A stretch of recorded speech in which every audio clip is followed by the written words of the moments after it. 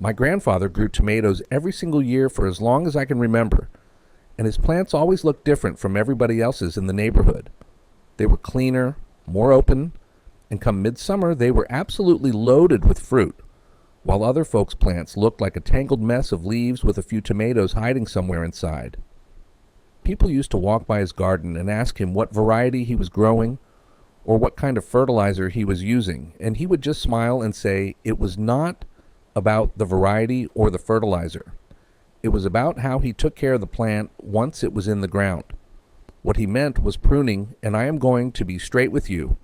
It took me years to fully appreciate what he was doing out there every Saturday morning with his shears. Most gardeners either skip pruning entirely because they think the plant knows what it is doing on its own, or they go in there and hack everything off like they are giving the thing a military haircut. Both of those approaches will cost you tomatoes, and in some cases they will cost you the whole plant. In this video, I am going to walk you through exactly how to prune your tomatoes the right way, whether you're growing determinate or indeterminate varieties, and I am going to explain why every cut matters so you are not just following instructions but actually understanding what you are doing. And stick around for the bonus tip at the end, because I am going to show you an end-of-season technique my grandfather taught me that squeezes every last ripe tomato out of the plant before frost shuts everything down. I grew up watching that man prune his tomatoes the way some people go to church. Same time, same day, never in a rush, never skipping a week. I thought he was just being fussy about it, the way old-timers can be about their garden. Then one summer when I was maybe 15 or 16, I decided I knew better and planted my own row of tomatoes without doing a lick of pruning. The entire season. By August, I had a wall of leaves, barely any fruit, and early blight tearing through the whole row like wildfire. Meanwhile, his plants 10 feet away were standing tall and clean and producing more tomatoes than he could give away. That was the summer I stopped thinking I knew more than my grandfather, and I have pruned my tomatoes his way every single year since. The old man knew something most folks still have not figured out, and that is what I am going to pass along to you right now. Now, a lot of people ask me if you even have to prune tomatoes, and the honest answer is no, you do not have to. The plant will grow and it will produce fruit whether you touch it or not. But here's what actually happens when you skip it.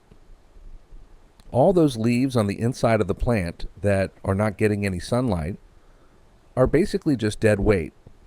They are not producing energy for the plant because they are completely shaded out, but the plant is still sending resources to keep them alive. It is like paying an employee to sit in a dark office and do nothing all day. On top of that, when you have a big bushy tomato with leaves packed tight together, you have got zero airflow through the middle of that plant. And that is exactly the kind of environment where diseases like early blight and septoria leaf spot love to set up shop. Warm, humid, no air moving through.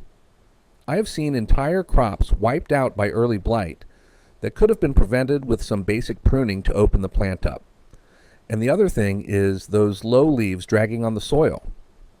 Every time it rains or you water, soil splashes up onto those leaves.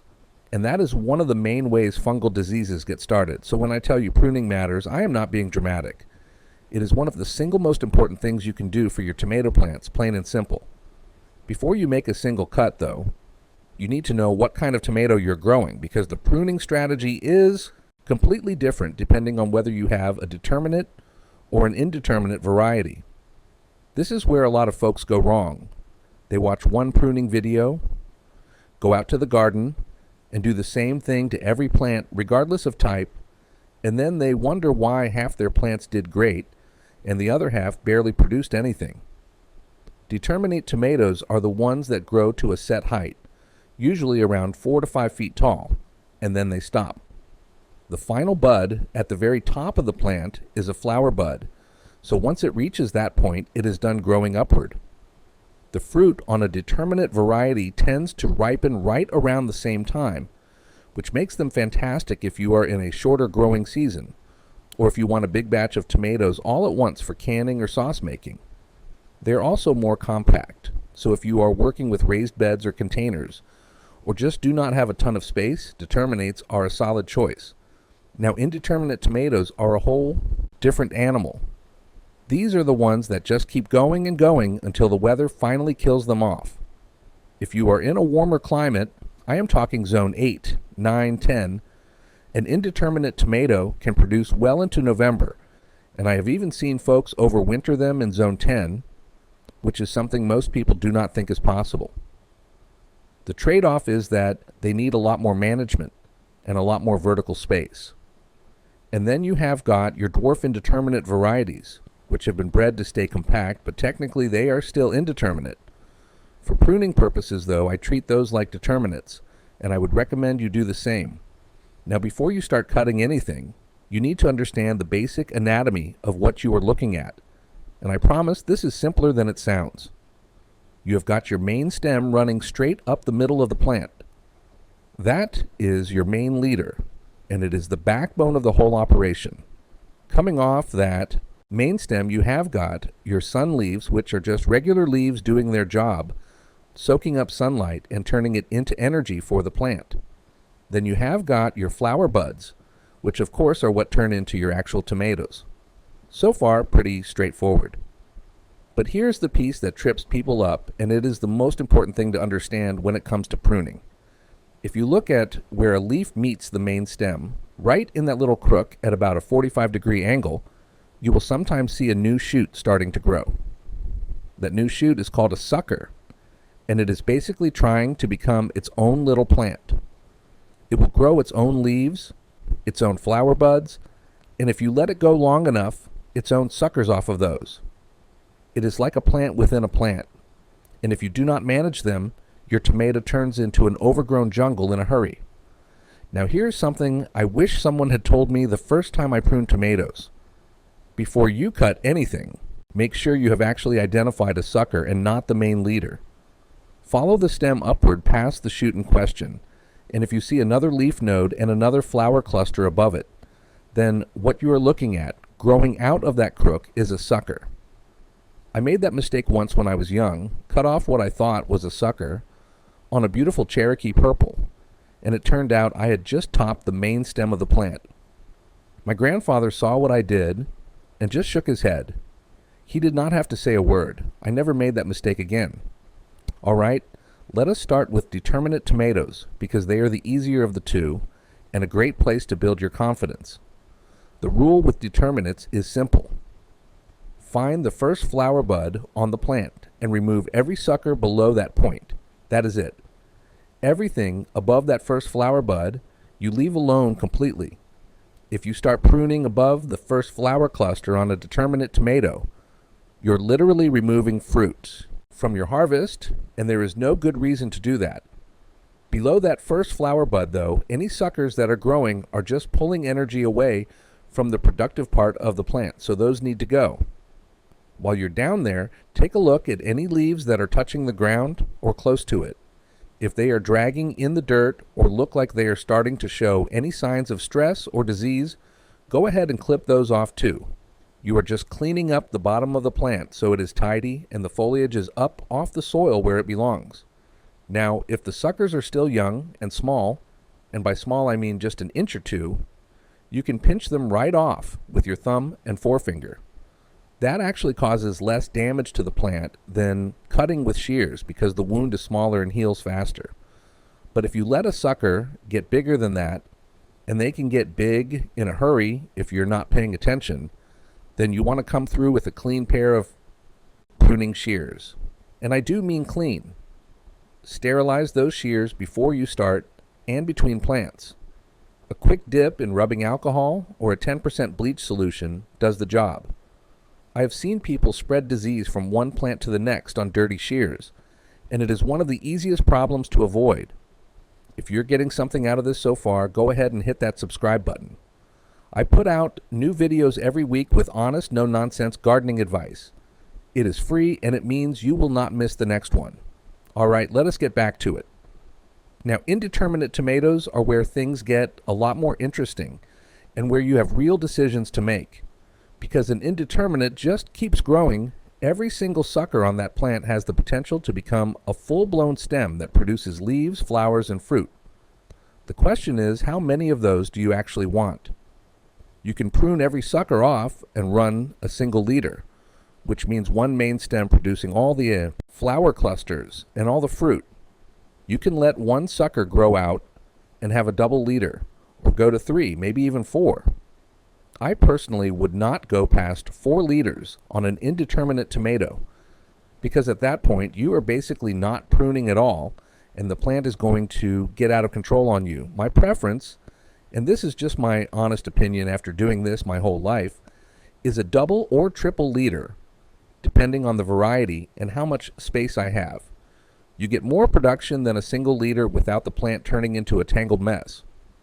The first thing I do with an indeterminate is a basic cleanup before I even think about leader strategy. I go through and take off any leaves that are touching the ground, anything that looks diseased or stressed, and any low growth that is not really serving the plant. Get the bottom cleaned up first so you can actually see what you are working with. Then I start identifying suckers and deciding which ones stay and which ones go. The ones I keep are generally the strongest, healthiest looking shoots, ideally ones that already have some flower buds developing. The ones I remove are the smaller, less developed suckers and anything growing low on the plant where it is not going to get good light anyway. And here is something that catches a lot of people off guard. Suckers can grow suckers. If you let a sucker go for a while, it will start producing its own side shoots right out of those same 45-degree angles. And before you know it, you have got a suckerception situation where the plant has completely gotten away from you. That is why I tell folks to get in there and check your indeterminate tomatoes every single week. Do not wait until they are a jungle, because cleaning up an overgrown tomato plant is 10 times harder than staying on top of it as you go. Same rules apply for how you make the cuts. Pinch the small ones, use sterilized shears for the bigger ones, and always be sure you are cutting a sucker and not the main leader before you commit. Now here is one of my favorite things about pruning indeterminate tomatoes, and a lot of folks do not even know you can do this. Those suckers you're cutting off, as long as they are healthy and not showing any signs of disease, are basically free tomato plants waiting to happen. Tomato stems have what is called totipotency, which just means any part of that stem has the ability to grow roots. So you take a healthy sucker that is maybe 6 or 8 inches long, pull off the bottom leaf or 2, stick it in a pot of moist soil, and bury the stem right up to the remaining leaves. And that thing will root and start growing into a whole new plant. If you're in a warm climate with a long enough season, I'm talking zones 8 and above, you can get yourself a second crop of tomatoes this way without spending a dime. My grandfather used to do this every summer, and by early fall he would have a whole second row of tomatoes that came from nothing but sucker cuttings. Now I will be honest with you, if you are in a shorter season up north, this is probably not worth your time, because the cutting will not have enough warm days left to produce much. But for those of you with long summers, it is free plants, and I'm never going to pass that up. I had a neighbor a few years back who was so proud of his tomato plants. He had 6 big, indeterminate varieties, beautiful looking, and he never touched them with a pair of shears all season long. By July, they were a solid wall of green, leaves packed so tight you could not even see into the center of the plants, and he was convinced he was going to have a record harvest. Then early blight showed up, and it went through those plants like a freight train. Within 3 weeks, every single one of them was defoliated from the bottom up, and he lost probably 70% of his fruit. I hated watching it happen, because I know how much work goes into getting to that point in the season, but that is exactly what happens when you skip pruning entirely. You create the perfect environment for disease. On the other end, I have seen people get so aggressive with pruning that they strip the plant down to almost nothing, and then wonder why it is not producing. If you take off too many sun leaves on an indeterminate, the plant does not have enough energy factories running to support all that fruit, and production drops off a cliff. It is a balance, and the right balance is keeping your leaders clean and open while leaving enough healthy foliage to power the plant. I have also seen folks accidentally cut the main leader instead of a sucker, which is exactly the mistake I made when I was young. And if you do that on a single leader plant, you have just ended that plant's upward growth for good. Then there are the people who prune their determinate tomatoes above the first flower cluster because they treated them the same as an indeterminate, and every bud they cut off was a cluster of fruit they were never going to see. And the last one I see all the time is people who mean to prune but just keep putting it off. They check on the plants once a month instead of once a week, and by the time they get around to it, the suckers have grown so thick they cannot even tell where the main stem is anymore. Get in there weekly, stay on top of it, and it takes 5 minutes a plant. Wait a month and you're looking at a 30-minute surgery that stresses the plant out. Now, this is something my grandfather showed me when I was probably 9 or 10 years old, and I have done it every single season since. At the end of the season, when you can feel fall coming, and you know your first frost is maybe 4 to 6 weeks out, you want to do something called topping. And this is going to feel wrong because I just spent this whole video telling you to protect that main leader and never cut the top off the plant. But at the end of the season, the rules change. You take your shears and you cut the very top growing tip off every leader on your indeterminate tomatoes. What that does is it tells the plant there is no more room to grow upward. So stop putting energy into new leaves and new growth, and start putting everything into ripening the fruit that is already on the vine.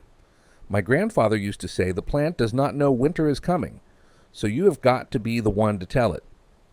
The timing depends on your region. If your first frost is typically around mid-October, I would top around the first week of September. If your first frost hits in November, you have got a little more leeway, maybe late September or early October. The key is giving the plant enough time to redirect that energy and actually ripen what is hanging on there. I've had seasons where topping at the right time gave me an extra 20 or 30 tomatoes that would have still been green on the vine when frost hit. It is one of the simplest things you can do, and it makes a real difference. And that is the honest truth about pruning tomatoes. No fancy tricks, no gimmicks, just what actually works in the garden. If this helped you out, go ahead and subscribe. I put out new videos every week to help you grow better food. Take care, and I will catch you in the next one.